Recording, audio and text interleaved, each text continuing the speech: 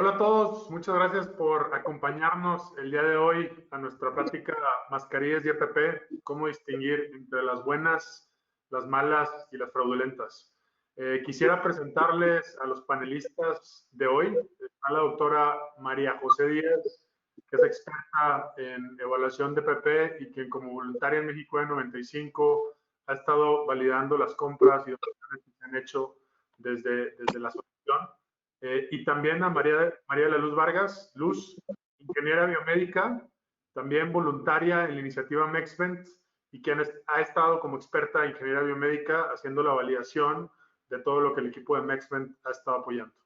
Me gustaría iniciar brevemente hablándoles un poco de México de 95 y MexVent.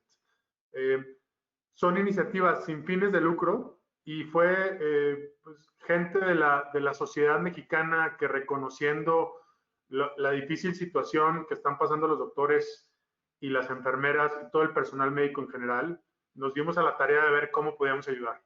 Y esto es totalmente sin fines de lucro.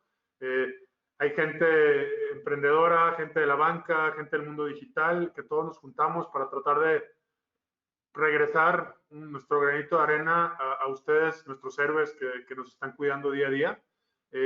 Y otra vez, pues esta es nuestra forma de tratar de ayudarles con todo lo que está haciendo desde México de 95, que nos enfocamos en tratar de encontrar donaciones, equipo de médico, material EPP a un precio justo y de calidad y tratar de que llegue a las manos correctas del personal médico. Y también la iniciativa MexFriend, que es otro grupo de mexicanos que se están dando la tarea de tratar de conectar y resolver la falta de ventiladores en México. Entonces, otra vez, un granito de arena que esperemos lo aprecien de la sociedad mexicana, que sepan que estamos ahí detrás de ustedes y que los reconocemos muchísimo por la labor que están haciendo. Y ahora sí, pues entramos a la conferencia. Y quisiera empezar con la primera pregunta, que es ¿cuál es el EPP necesario según mi función? Y con esto dejo a la doctora Majo para que nos guíen en la respuesta. Hola a todos. En la pregunta de cuál es el EPP, la verdad es que el EPP ha variado a partir de cómo se ha ido evolucionando durante la epidemia. Y lo más importante es que esto varía mucho de acuerdo a los insumos que hay disponibles, al tipo de pacientes que se tienen y sobre todo a su su centro hospitalario. Una cuestión importante es que la OMS y la CDC son los que marcan los lineamientos para el EPP y de ahí todas las demás agencias de salud a nivel mundial toman este ejemplo para dar las reglas del EPP. Entonces, lo más importante de esto es que tienen que saber que la OMS, además del EPP, considera otras medidas que son igual de importantes.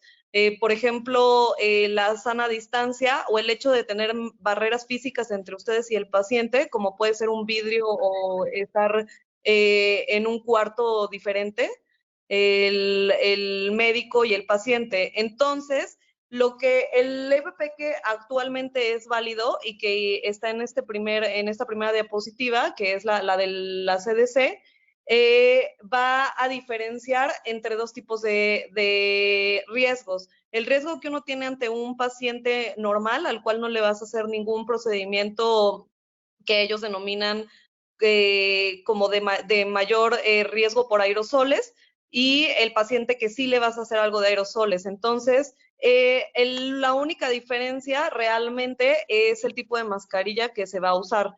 En el caso de los pacientes, de todos los pacientes, se va a usar una bata, una careta, guantes, y en el caso de los pacientes que tienen riesgo de aerosol, lo único que se necesita es un respirador N95, del cual hablaremos un poco más adelante.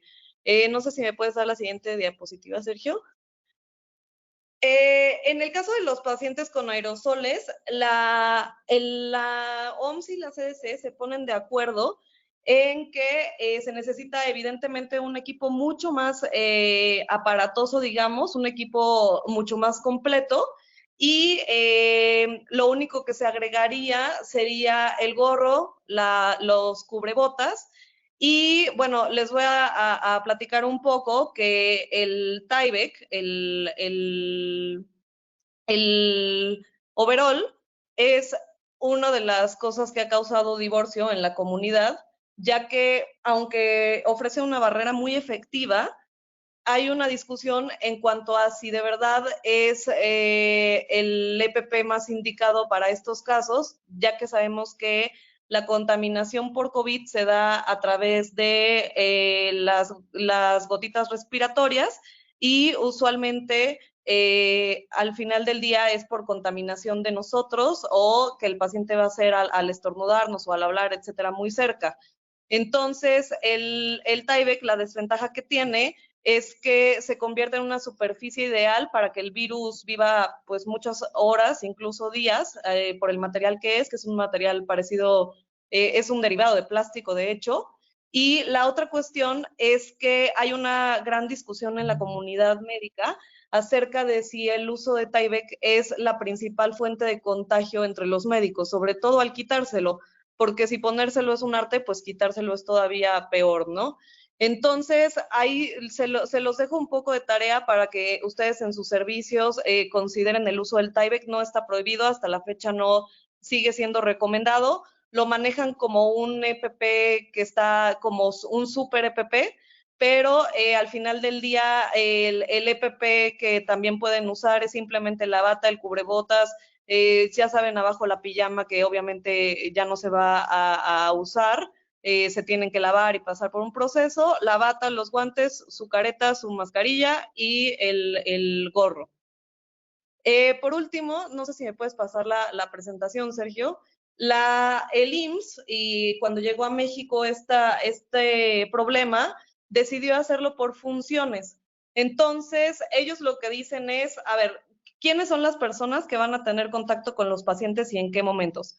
Entonces, ellos lo que dicen es, a ver, todos los médicos que se encuentren solamente que no estén en las zonas de aerosoles ni con los pacientes en donde se encuentren en hacinamiento, no necesitan más material más que la sana distancia, estas barreras físicas que les digo como vidrios, etcétera, incluso crear zonas y una mascarilla, más bien es un cubrebocas quirúrgico, un cubrebocas tricapa y guantes. En el caso de los médicos que estén ya en consultorios y que atiendan a pacientes con problemas respiratorios, pues entonces como ahí el riesgo ya empieza a ser por aerosoles, ahí sí les recomiendan ya el uso como tal de una mascarilla N95 y obviamente para los técnicos laboratoristas, que son los que van a estar tomando muestras y haciendo una serie de cosas que los ponen en peligro, pues recomiendan el EPP más completo. Entonces, mi recomendación al final del día no es lo que digan las normas, porque ya vieron que hay varias diferencias, sino el que ustedes tomen en consideración si van a estar, si tienen el riesgo durante la actividad que van a desempeñar ese día de estar en contacto con aerosoles. De acuerdo a ese criterio, ustedes ya sabrán el uso de la mascarilla que le tienen que dar y el resto del equipo. No, y bueno, por esto sería todo en cuanto al EPP necesario. Perfecto. La siguiente pregunta, muchas gracias, Majo. La siguiente pregunta es, ¿qué EPP requiere certificados y cuáles son? Y con esto le cedo la palabra a Luz. Ok, con respecto a los certificados, cada EPP, dependiendo, son de diferentes materiales y deben tener ciertas características, van a requerir distintas certificaciones, ¿no? Entonces, para empezar, en México, la COFEPRIS va a expedir registros sanitarios requiere que se expidan registros sanitarios para algunos de los EPPs. Algunos de ellos son, por ejemplo, guantes quirúrgicos y de exploración, respiradores que sean considerados quirúrgicos, insumos de salud de bajo riesgo que van a requerir registro sanitario para su comercialización, como es la mascarilla, cubrebocas quirúrgico, batas para quirófano, cubrecalzado, cubrebotas quirúrgicas, ¿no? Hay que considerar que el registro sanitario va a ser un documento con el que la COFEPRIS asegura que el producto va a ser seguro, eficaz y de calidad. que pasó las pruebas o que llevó pruebas documentales de que el equipo cumple con estas características de acuerdo a el esquema de acuerdos de equivalencia que se tiene con otros países, ¿no? La siguiente, por favor. Además de el registro sanitario y de algunas normas mexicanas que deben cumplir algunos EPPs, por ejemplo, la NOM 085 SSA1, que es para guantes quirúrgicos, la NOM 116 de la Secretaría del Trabajo, que vamos a hablar más adelante de ella. También hay otras certificaciones que van a ser dependiendo del país de origen, el país en el que se fabrique el EPP, y en el que se comercialice. Entonces, cada país va a ser, algunos países tienen sus entidades regulatorias y que hacen las pruebas para asegurar la calidad de los EPPs. En esta, la OMS y la Organización Panamericana de la Salud tiene un documento que habla de la lista de dispositivos médicos prioritarios en el contexto de la pandemia por COVID-19. Entonces, en ese documento enlista todo el equipo de protección que se recomienda utilizar dependiendo de las funciones, como lo dijo la doctora Majo. Y bueno, aquí está el listado. En la siguiente diapositiva podemos ver que enlistan para cada uno del EPP. La otra diapositiva, por favor. Ok, para cada uno de los dispositivos van a enlistar cuáles son las certificaciones o los estándares que deben de cumplir. Van a ser estándares europeos, estándares de Estados Unidos, ¿no? Los que enlistan aquí. Entonces, ya si quieren ver de forma más puntual cada uno de los dispositivos, qué estándares internacionales debería cumplir de acuerdo a su país de origen o el país en el que, sobre todo, en nuestro caso, el país de origen, van a ser estos, ¿no? Ahí hay estándares de la Unión Europea para equipo médico, para equipo de protección personal, estándares ISO, pruebas también, estándares referentes con materiales y demás. La siguiente.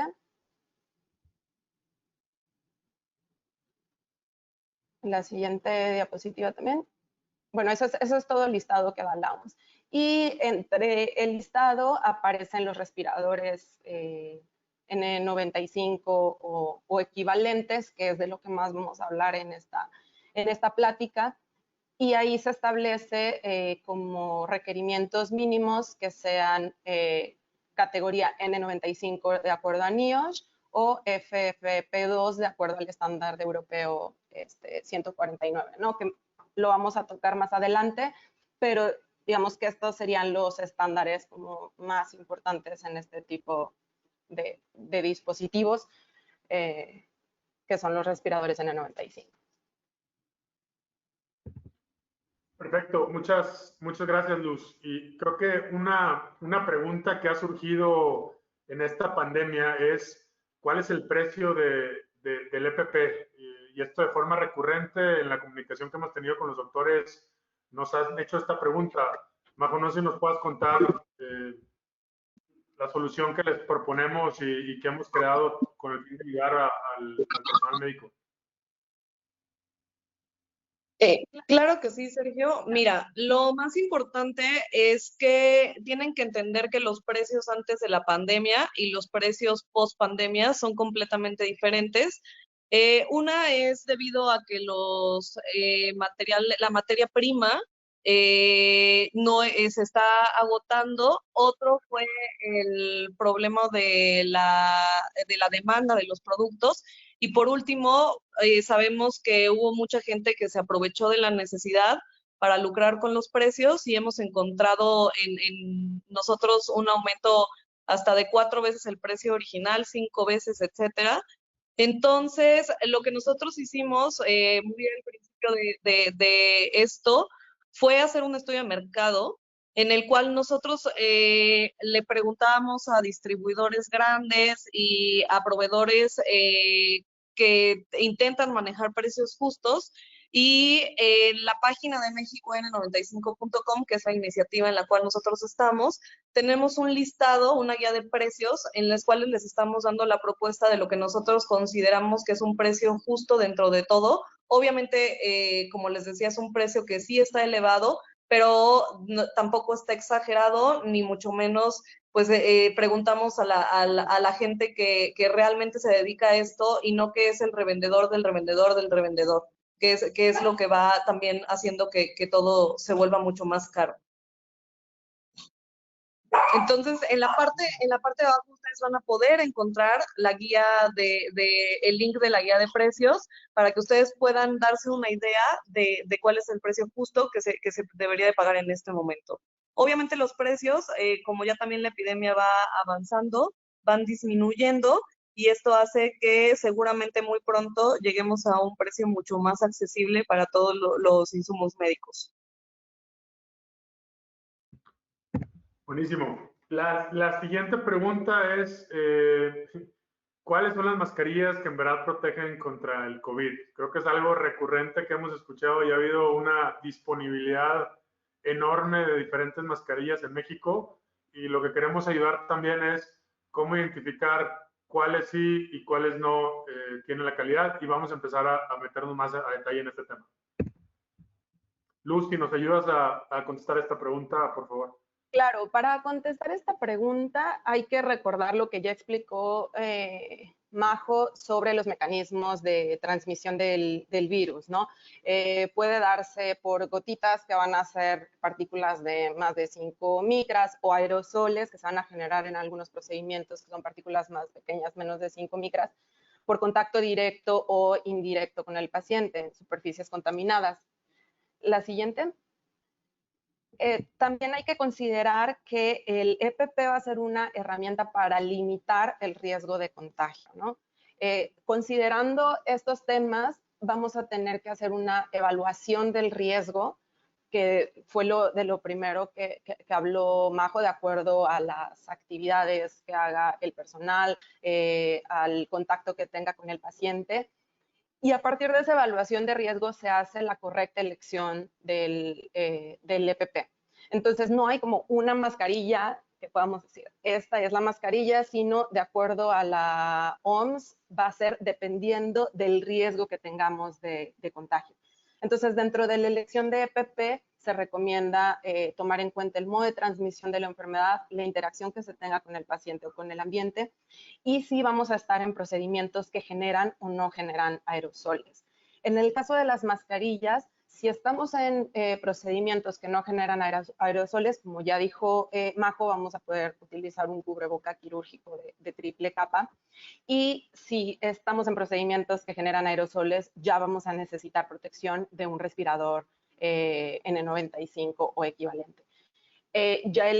Cuando tenemos elegido el EPP, tenemos que hacer un uso correcto del EPP, que esto es muy importante. Hay guías de cómo colocarlo, retirarlo, y de esta forma vamos a potencializar la protección del personal. Entonces, ¿cuál es la mascarilla que protege?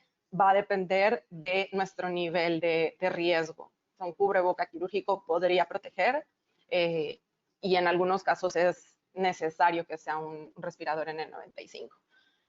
La que sigue. Y bueno, respecto a esto, hay muchas guías, la OMS tiene guías, el Gobierno de México también ha sacado guías. Este es un ejemplo de una guía del IMSS y Gobierno de México sobre, dependiendo de la función, qué tipo de mascarilla o respirador podemos utilizar, qué certificaciones o autorizaciones requieren, ¿no? Todo esto es información que está disponible públicamente. Perfecto.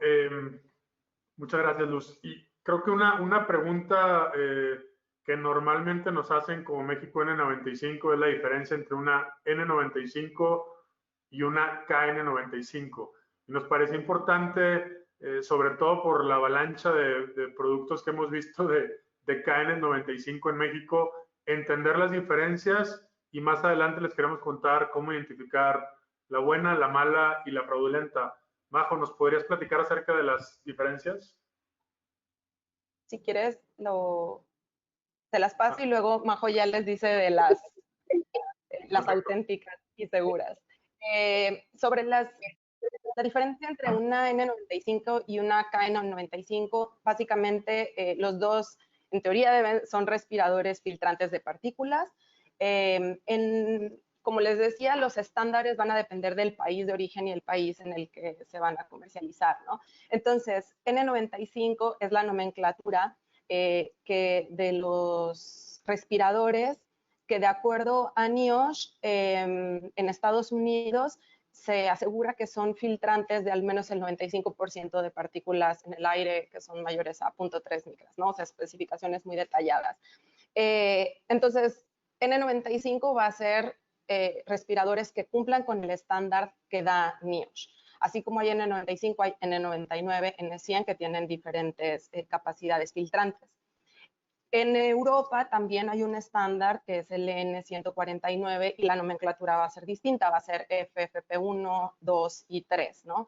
El que es equivalente al N95 sería el FFP2, que sería el que permite filtrar partículas arriba del 94% de partículas, en ese caso lo miden de 0.6 micras. Y los KN95 van a ser respiradores fabricados en China que deben cumplir con un estándar específico que es el GB2626, y KN95 va a ser el que filtra arriba del 95% de este tipo de partículas, ¿no? También hay KN90 y KN100. Entonces, la diferencia entre los dos va a ser quién lo certifica y el país de origen, ¿no? En cuanto a las mascarillas quirúrgicas N95 en Estados Unidos, las van a certificar tanto NIOSH como la FDA. Me parece que Majo va a hablar un poquito más de eso. La siguiente. Pero en general, todas estas mascarillas, si cumplen con los estándares, van a tener diferentes mecanismos de filtración, diferentes capas. Y así como hay estos, hay otros estándares y normas de acuerdo al país. Hay de Australia, de Japón, de Corea, en México también hay estándares. Y esa es la diferencia entre las dos. Sergio, quisiera complementar tantito un poco, porque sé que entre la comunidad médica hay muchas dudas acerca de los KN95 y como acaba de decir Luz, lo más importante es que un KN95 no importa cómo luzca, lo que tiene que hacer es pasar ese listado de pruebas que están ahí. Y como se darán cuenta, son 11 pruebas diferentes que evalúan desde la calidad de filtro, con los agentes con los que se usa, cuánto es la exhalación, etcétera. Y creo que dentro de los médicos se ha difundido mucho que una mascarilla, mientras sea impermeable, funciona. Entonces, lo primero que me gustaría derribar es ese mito. Entonces, de hecho, un tricapa de un buen SMS, que es el material con el cual se hacen los cubrebocas tricapa, también va a ser va a pasar la prueba del aerosol, que la prueba del aerosol es cuando ustedes le ponen o un desodorante o algo e intentan que lo pase y que no y le ponen el chorro y ven que no pase.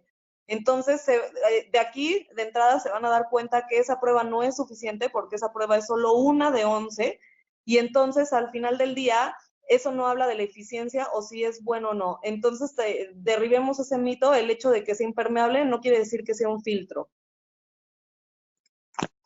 De acuerdo, súper importante lo que y no van a pasar las pruebas de certificación, ¿no? Que va a ser importante. Ahí nada más acotar también un detalle. Generalmente todos los distribuidores o los proveedores que sean autorizados, como los que ha identificado en el 95 y demás, tanto en este tipo de productos como en equipo médico, la mayoría está dispuesto a presentar los certificados necesarios, registros sanitarios, certificados de calidad, para asegurar al personal médico que es de calidad. No puedo decir que todos, pero la mayoría, mientras más oficialidad, más abiertos están a presentar toda esta evidencia documental.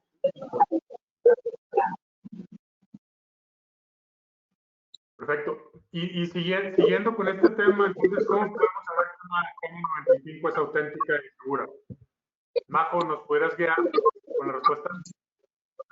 Claro que sí. Bueno, lo primero que quiero que sepan es que identificar, bueno, las KN95, sobre todo las que vienen de China, porque recordemos que KN95 es una certificación que se usa a nivel europeo, pero hablando específicamente de las que vienen de China y son las que están llegando a México, es un problema. O sea, la realidad es que, digo, si ustedes han tenido una KN95 en sus manos y no han sabido si es auténtica o no, los entiendo. Ha pasado en países, de hecho, por eso les puse estas noticias para que vean cómo en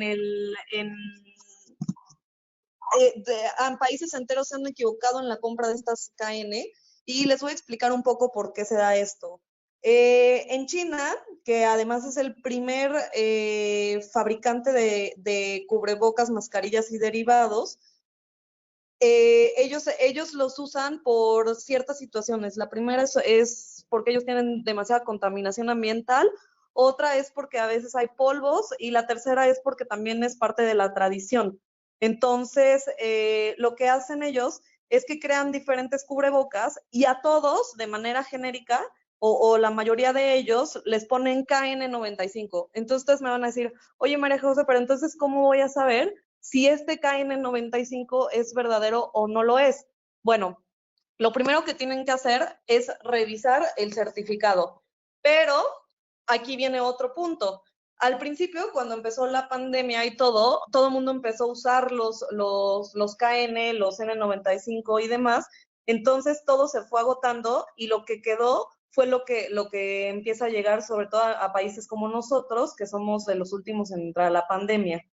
La otra cuestión es que cuando Estados Unidos entra a la pandemia unas semanas antes que nosotros, ellos empiezan a dejar entrar todo esto y empiezan a otorgar lo que se llaman permisos para que entonces un distribuidor chino pudiera vender o pudiera comercializar cubrebocas en Estados Unidos.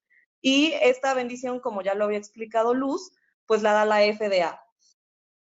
A partir de esto, de una forma mañosa, los chinos juntaron estos dos factores, el hecho de tener la bendición de la FDA y, por otro lado, el hecho de tener en sus productos ya la denominación KN95, que no es una certificación, solamente así le llaman a su producto. Y deciden que de esa forma van a empezar a comercializarlo y todo el mundo empieza a caer en esa trampa, todo el mundo empieza a comprar esos cubrebocas y al final del día se crea un falso sentido de la protección. Los primeros que se dan cuenta y que se ponen a investigar el tema de manera de manera muy sistemática es el gobierno americano, y lo que hace es que le pide a los chinos que por favor le enseñen las certificaciones. Los fabricantes chinos dicen, claro que sí, te voy a enseñar mi certificado, y ellos empiezan a crear una lista pública que está justamente en el link que está señalado abajo de la página. No, estaba en ese mismo, que ese es el link, el del 1366 y 73 download, y crean esta lista. Pero después se dan cuenta que esos certificados, al ser chinos y al ser muy difíciles y ser poco transparentes, se convierte en un problema porque la mayoría son falsos. Entonces la FDA lo que hace es que agarra todo ese material de esas mascarillas y le dice a la NIOSH, oye, por favor, prueba la eficiencia y dime cuáles sí sirven y no. La gran sorpresa es que a finales de abril y mayo de este año, de hecho, o sea, hace unos pocos días, se dan cuenta que muchas de las mascarillas que ellos pensaban que estaban bien, porque el fabricante chino les había enseñado un certificado y demás, cuando les hacen estas pruebas, que ya hablamos de ellas, que son 11 pruebas y una serie de cosas, se dan cuenta que hay mascarillas que cumplen hasta con una eficiencia del 26%, 27%, que son incluso menores a las de Tricapa. Entonces, el gobierno estadounidense lo que hace es decir, oye, ¿sabes qué?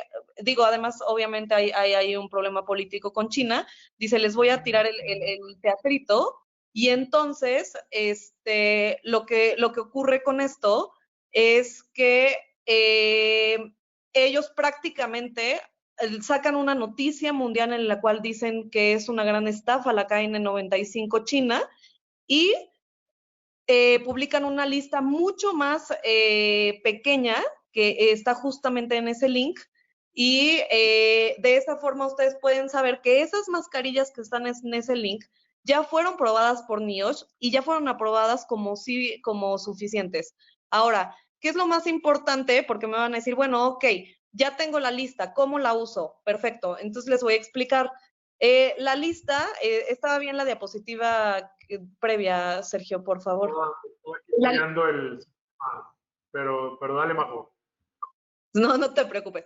La lista se usa de esta forma. Ustedes tienen que fijarse quién es el manufacturador y cómo se llama su modelo. Por ejemplo, lo que les decía que les ponen de nombre KN95, lo podemos ver en esta diapositiva porque la empresa, el fabricante Dongguan Arun, tiene una KN95 que además le puso un N9 y entonces lo que ustedes tienen que hacer es pedirle el certificado a quien se las esté vendiendo. Si se fijan, ese certificado, que siempre va a traer las siglas de la FDA, es solamente una bendición que da la FDA de que efectivamente ellos se registraron ante ellos como que vendían ese producto, pero no quiere decir que todos los certificados tampoco correspondan a eso. Ustedes van a notar que en los certificados, cuando dice el nombre del dispositivo, tiene que decir a fuerzas máscara o cubrebocas y tiene que tener un código que usualmente es KHA o MHA. Si viene otro código o viene otro ítem, quiere decir que esa empresa lo que hizo fue pedirle permiso a la FDA para poder vender otro tipo de producto médico, no una mascarilla. Y la otra cuestión es que tienen que ver que al final la empresa corresponda al manufacturador que viene en la lista y a veces se hacen la trampa y quitan los nombres de los certificados. No hay ninguna razón, ni de privacidad, ni de ningún otro tipo, para quitar el nombre de la fábrica, ni la dirección del manufacturador, porque esa es información pública. Entonces, si ustedes ven un certificado que no está completo, automáticamente piensen que es una estafa. Ahora, ya que les cuadró el certificado con la lista de la FDA, entonces tienen que ver el producto físicamente, sobre todo la caja, porque tienen que ver que esa caja corresponda a ese manufacturador. Si la caja dice otra cosa, entonces quiere decir que a lo mejor ellos consiguieron el certificado, obviamente lo cotejaron con la lista, pero te están vendiendo un producto que no corresponde a ese certificado.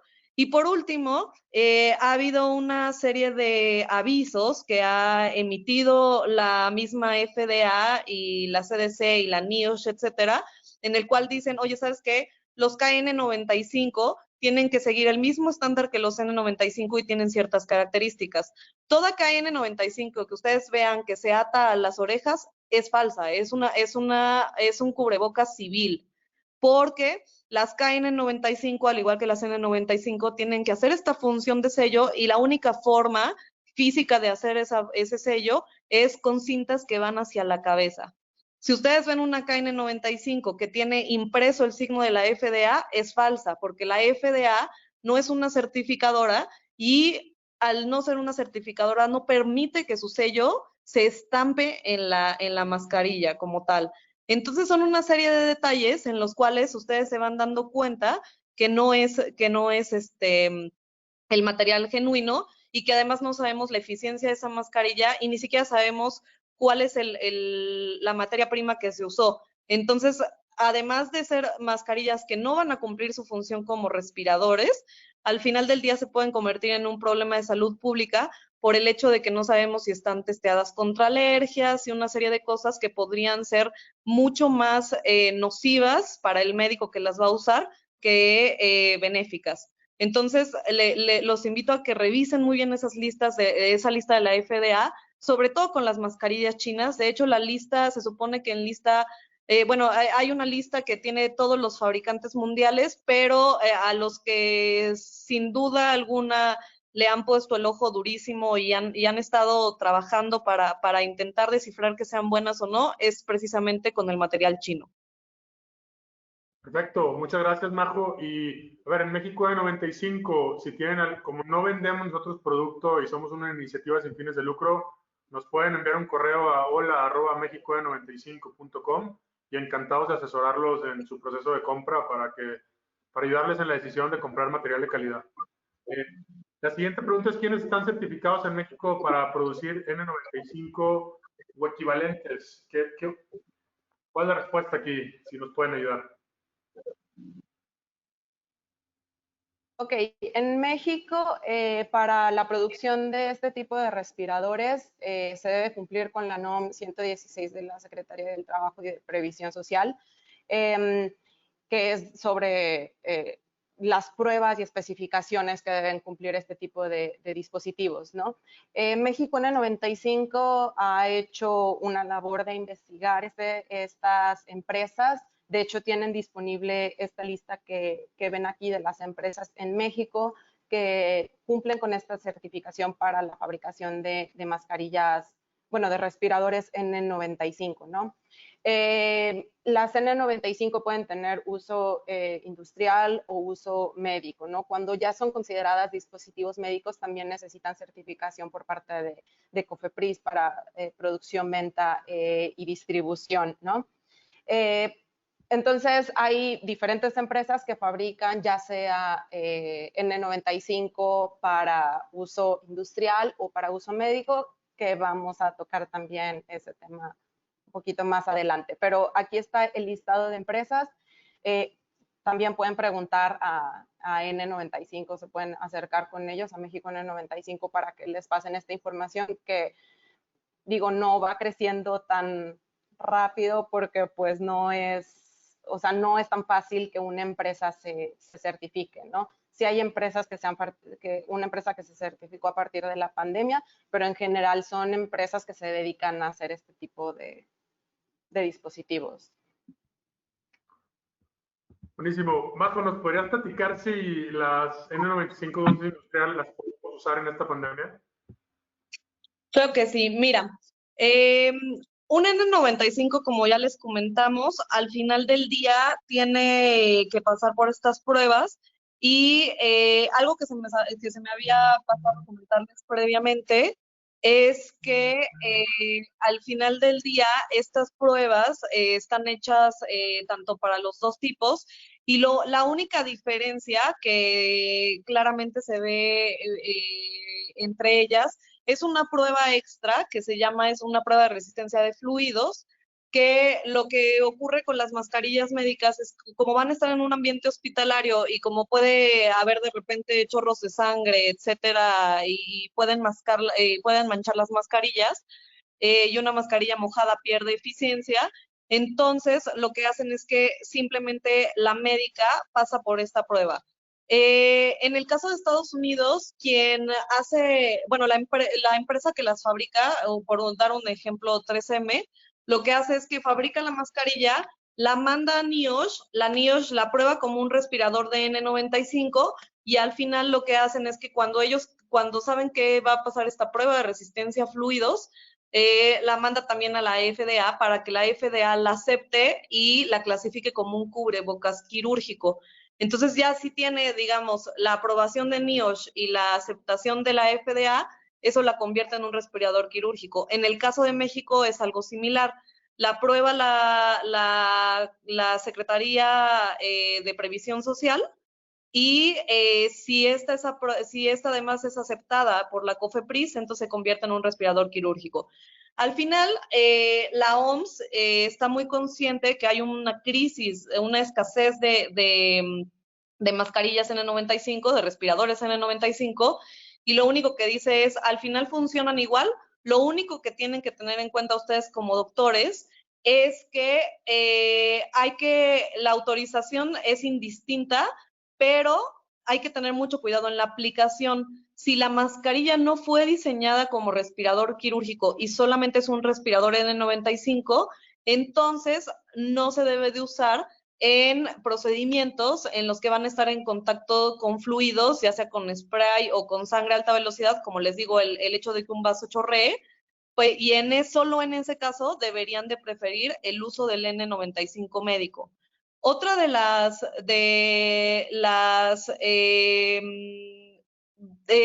advertencias que da la CDC y que está también en NIOSH y en la página de la OMS es que ninguna mascarilla está probada bajo situaciones oleosas. Entonces, de ahí viene, porque sé que últimamente han preguntado mucho, la prohibición de usar maquillaje. El problema del maquillaje es que las bases de los maquillajes suelen ser oleosas y en el momento en el que tú estás, además en un EPP, sudando y demás, el maquillaje puede impregnar la mascarilla y le va a quitar efectividad. Entonces, de ahí viene un poco la recomendación de, oye, si vas a estar con EPP, si vas a estar con la mascarilla, no te pongas maquillaje porque puedes dañar la mascarilla. Además, tomando en cuenta que si estamos en una crisis, no hay los suficientes respiradores, pues no podemos estarlos cambiando de manera normal. Entonces, lo que tú quieres es que tu mascarilla rinda mucho y se pueda reusar muchas veces. Entonces, le tienes que dar las mejores condiciones para que el material no se dañe. ¿Me puedes pasar la siguiente diapositiva, porfa, Sergio? La ventaja que tiene la mayoría de las certificaciones similares a la N95 o al NIOSH es que son bastante transparentes y la NIOSH es la primera que da el ejemplo. Si ustedes se meten a la CDC, van a encontrar un listado público de todos los proveedores a nivel mundial que están siendo certificados por NIOSH y si se meten al listado, creo que en la siguiente viene, Sergio. No. Bueno, si ustedes se meten al listado, ahí mismo viene el nombre del fabricante y viene quién la aprobó, si la aprobó NIOSH y además metió... Temas de tiempo, también cualquier pregunta adicional en ese tema, encantados de ayudarles a responder con mayor detalle. Entramos a la parte final ya de la plática. Dos preguntas, que es cómo reutilizar la N95 y posteriormente cómo reutilizar caretas. Ya seremos muy breves en estas respuestas. Lucy, ¿nos puedes ayudar con la respuesta de cómo reutilizar las mascarillas N95? Para los respiradores N95, recordar primero buscar la optimización de los respiradores antes de pensar en reutilizarlo, que es minimizar su uso o reservarlos. Como ya dijo Majo, hay escasez. Entonces, la OMS establece medidas temporales para la pandemia, que sería el uso más allá de la vida útil, el uso prolongado, que en México ya se está usando de forma prolongada, es decir, más de 6, o sea, 8 o 12 horas, y la reutilización. Todas estas medidas temporales van a tener riesgos, que, bueno, ustedes ya están familiarizados con eso.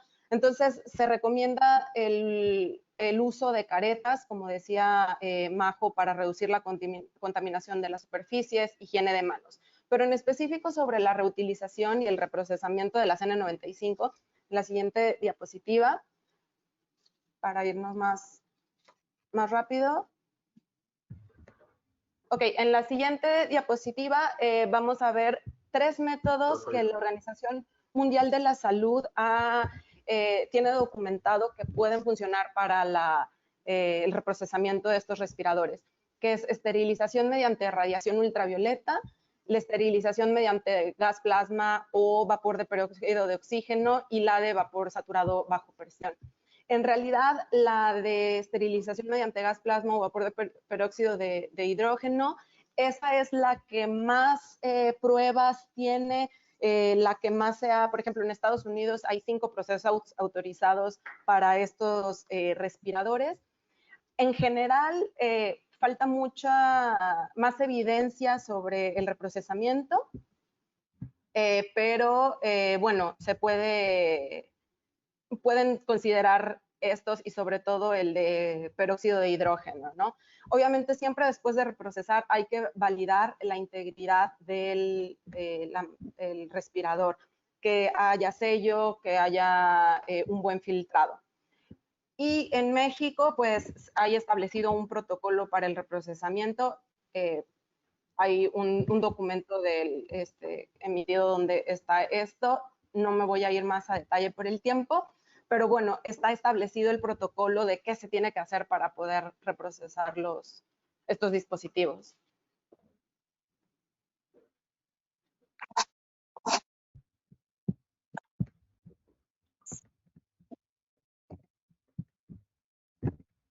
Y bueno, nada más para comentarles, la OMS tiene disponible el documento donde habla sobre este tema de la reutilización de los respiradores, ¿no?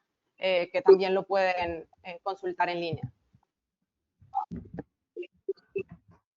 Pero me está fallando el audio de la computadora, no sé si me puedan escuchar. Sí. No te preocupes, yo lo retomo. El siguiente tema, bueno. Ya como última pregunta, y con esto cerramos la plática, ¿qué cuidados debo tener para reutilizar mi careta? Ok, para completar un poco lo que dijo Luz, en México lo que se está usando es el reposar las cosas, en general tanto las mascarillas como las caretas, y nosotros no hemos encontrado ningún inconveniente en este método. La verdad es que es el que más han estado recomendando, simplemente también por el hecho de los materiales. Y en México en el 95 nosotros solamente tenemos una advertencia en la reutilización de caretas, que es simplemente para las caretas impresas en 3D, que sabemos que estuvieron y que están todavía donando la gente. Por la forma en la que están hechas, al ser pequeñas láminas, dejan huecos. Entonces no es un material cerrado y en algún momento estos poros pudieran ser foco de infección. Por lo tanto, parte de los consejos que nosotros les estamos dando para sus caretas es que una vez que compraste o te la donaron o te llegó esa careta, la dejes reposar, como estamos haciendo con las mascarillas y con las cosas, para asegurarnos de que no haya crecimiento del virus. El virus necesita al humano para crecer y para continuar su ciclo. Y antes de usarla, hacer un proceso de desinfección. Las caretas, al ser de materiales plásticos, pueden perfectamente meterse en diferentes antisépticos, incluyendo la clorexidina, el cloro diluido, materiales iónicos o sustancias iónicas como puede ser el microdacin, y así también evitas que sea menos abrasivo para el material y que se desgaste. Y pues, por lo último, recordarles que todo este EPP tiene que ser personal, y una vez que ustedes lo utilizan, siempre debe depositarse en una bolsa de plástico para que pueda pasar por este proceso de desinfección y de reposo y nuevamente lo puedan reutilizar. Entonces, esa es nuestra recomendación.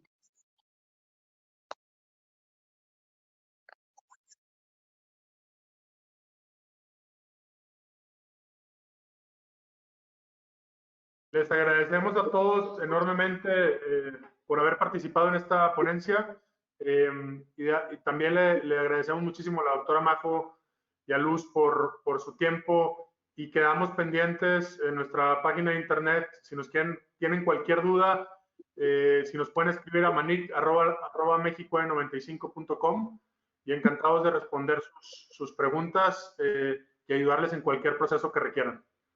Muchas gracias por el tiempo. Luz, Majo, no sé si tienen algo que agregar. Solamente agradecer a México N95 por la invitación, agradecer al personal médico de enfermería, todo el personal de salud por su trabajo, y recordarles que toda esta información está disponible tanto de la Organización Mundial de la Salud, Organización Panamericana de la Salud, del CDC, FDA.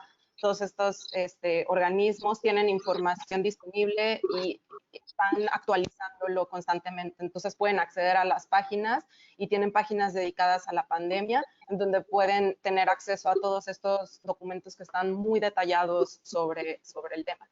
Y obviamente para dudas más puntuales de EPP, pues comunicarse con ustedes, con México N95, ¿no? Que seguro los asesorarán. Yo también agradecer la oportunidad de tener este espacio para poder hablar de este tema. Creo que es un tema muy importante y en el cual los médicos conocemos poco. La verdad es que entiendo que estando en la línea de batalla seguramente es demasiada información la que se está produciendo día con día, y es muy difícil llevar como el ritmo, pero bueno, al final del día, desde México en el 95, lo que queremos es que estén bien para que ustedes puedan seguir ayudando a la gente. Y pues también queremos ayudarlos en el hecho de hacer este tipo de seminarios para que pues al final del día tengan ustedes las mejores armas, y esa es nuestra forma de agradecerles todo lo que están haciendo por esta pandemia. Perfecto, muchas gracias a todos y pues estamos pendientes para seguir ayudando en lo que podamos. Hasta luego.